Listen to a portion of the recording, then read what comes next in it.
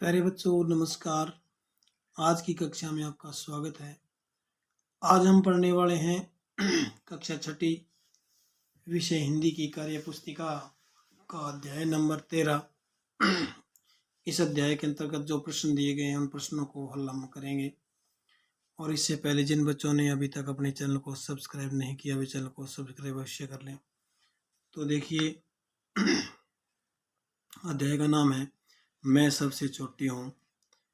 इसमें के जो कवि हैं वो है सुमित्रानंद पंत जी।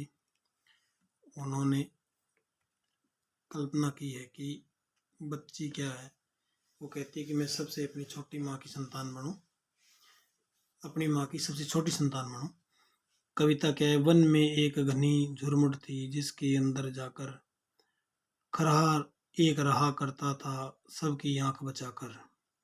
फुदक फुदक चिकनियां घास की चुन चुन खाता था, देख दूर से लोगों को झुरमुट में छिप जाता था। एक रोज आया उस वन में कुत्ता एक शिकारी, लगा छानने सूंघ सूंघ कर वन की झाड़ी झाड़ी। आखिर वह झुरमुट भी आई जो खराहा का घर थी, मगर खैर उस बेचारे की लंबी अभी उम्र थी। कुत्ते की जो जगी सांस खरा सोते ही से जागा, देख पीठ पर खड़ा काल को जान बचाकर भागा। इसमें एक खरगोश की कहानी है। कुछ झाड़ियों में रहता था, वो घास खाता था इस प्रकार से। अब देखिए प्रश्न इसमें जो है क्या पूछा है कि कविता में कही कहानी को तुम समझ गए होंगे, इस कहानी को यहाँ अपने शब्दों में लिखना है। तो देखिए क्या लिखा है मैंने। एक वन में झुरमुट थी, यानी घास का झुंड कह सकते हैं इसको। उसमें खरा खरा किसको कहते हैं, खरगोश को कहते हैं। हम यहाँ पर मैंने खरा ही लिख दिया। खरा नामक पशु रहता था जो उछल उछल कर घास खाता था।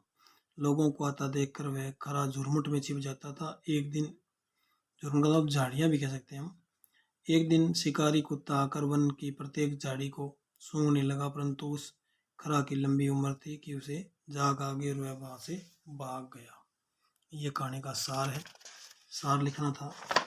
इसके बाद देखिए इसी से संबंधित प्रश्न नंबर अगले ख है। ख में कि कविता में इन शब्दों के लिए किन शब्दों का इस्तेमाल किया गया है। खरगोश के लिए खरा का, झाड़ी के लिए झुरमुट का, जंगल के लिए वन शब्द का प्रयोग किया, मौत का मतलब काल, काल आयु का जो शब्द यूज किया इन्होंने उम्र, और कविता में दिन जो है वो रोज शब्द प्रयोग किया है दिन के लिए। इसके बाद प्रश्न नंबर 2, चित्र में क्या हो रहा है, यह किस ऋतु के बारे में है, इसका वर्णन करो। तो देखिए चित्र में क्या हो रहा है, किस ऋतु का है ये। तो देखिए इसमें क्या दिखाया गया है, बरसात आती हुई दिखाई गई है। खुश होकर के बच्चे स्नान कर रहे हैं बरसात में। तो क्या हो रहा है, सबसे पहले ये बताना क्या हो रहा है। तो वर्षा हो रही है। यह किस ऋतु के बारे में, यह वर्षा ऋतु का चित्र है। वर्षा हो रही है, उसका वर्णन करना है कि वर्षा हो रही है। लड़का और लड़की नृत्य करते हुए वर्षा में स्नान कर रहे हैं।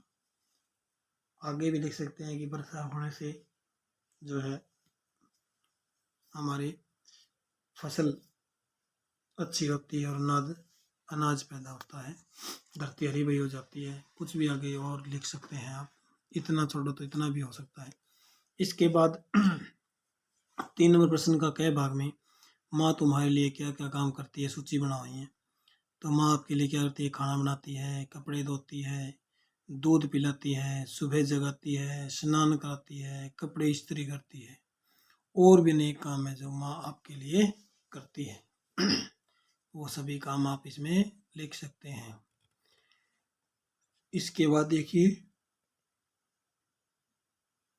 ख, तुम घर में कौन कौन से काम करते हो, उनमें कौन कौन से काम तुम्हें अच्छे लगते हैं।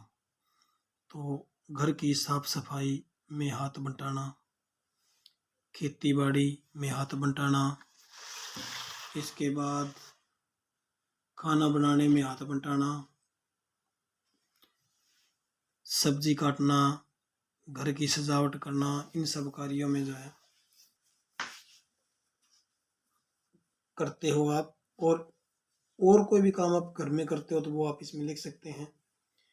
और आपको इनमें सबसे अच्छा काम क्या लगता है वो आप इसमें अलग से लिख सकते हो कि हमें ये काम है अच्छा लगता है। जब तुम्हारी माँ कहीं चली जाती है तब तुम्हारे घर की क्या हालत हो जाती है। सारे घर में सामान अस्त व्यस्त हो जाता है। सारे घर का जो सामान है वो अस्त व्यस्त हो जाता है और हम सभी काम करते हैं परंतु घर की व्यवस्था पहले जैसी नहीं होती जब माँ घर पे नहीं होती। तो देखो माँ का जो बड़ा अहम रोल होता है घर में प्यारे बच्चों, इसलिए माँ को कभी दुखी मत होने देना। इसके बाद देखिए जब तुम नाराज हो जाते हो तो तुम्हें कौन और कैसे मनाता है। जब मैं नाराज होता हूँ तब मेरी माँ मुझे मनाती है, मुझे समझा कर वह प्रलोभन दे करके मनाती है। ऐसा आप इसमें लिख सकते हैं। इसके बाद प्रश्न नंबर 5, मैं सबसे छोटी हूँ कविता में एक जैसी आवाज वाले कई शब्द आए हैं जैसे होम सोम। इस प्रकार के शब्दों को लिखना है, जोड़ करके ढूंढो और लिखो। तो मैंने लिखा है इसमें साथ, हाथ, गात बात, मात दिन रात, होम और खोम। जो लय बनती सी नजर आ रही है ऐसे शब्द हैं ये। इसके बाद देखिए प्रश्न नंबर 6, आसपास, वहाँ, जिधर, उधर, किधर आदि शब्द स्थान का बोध कराते हैं। इनमें से प्रत्येक के प्रयोग से एक एक वाक्य बनाइए। जैसे आसपास, वाक्य क्या बनाया मैंने कि हमारे घर के आसपास अनेक पेड़ हैं। मैं वहाँ गया था। जिधर शब्द से वाक्य बनाया मैंने कि जिधर भी जाते हैं हमारा साया उधर ही जाता है। तो इसके बाद आगे जो है शब्द दिए गए वैसे ही उनका जो है वाक्य में प्रयोग करना है। जैसे उधर, इधर वर्षा शुरू हुई, उधर बिजली गई। और किधर, वह किधर जाएगा। आगे, क्या तुम जानते हो, इन शब्दों को क्रिया विशेषण कहते हैं। कि ये शब्द हैं वो क्रिया की विशेषता प्रकट करते हैं और क्रिया की विशेषता जो प्रकट करे उन्हें हम कहते हैं व्याकरण की भाषा में क्रिया विशेषण। इसके बाद प्रश्न नंबर 7 को पढ़िए। नीचे लिखी पंक्तियों को ध्यान से पढ़ो। क्या गाय है दूध देती, किसान है करता खेती, मुर्गी है अंडा देती, कौन है इन सब का भेदी। इस तरह अंतिम शब्द की ध्वनि मिलाते हुए निम्नलिखित पंक्तियों को पूरा करना है। आगे आधी अधूरी कविता दी गई है। क्या है दूध देती गाय, पीती है माँ चाय। मैंने आगे क्या लिखा, कहाँ होती चाय की खेती, कौन है इन सब का भेदी। अगले में लिखा मैंने क्या लिखा, गाय हैं दूध देती, माँ बच्चों को खाना देती, माता कितना कष्ट सहती, कौन है इन सब का भेदी। तो इस प्रकार से आप लिख सकते हैं। इसके बाद देखिए इस अध्याय का जो अंतिम प्रश्न है वो क्या है कि मैं सबसे छोटी हूँ कविता को कहानी के रूप में लिखो। कहानी के रूप में लिखनी है हमें।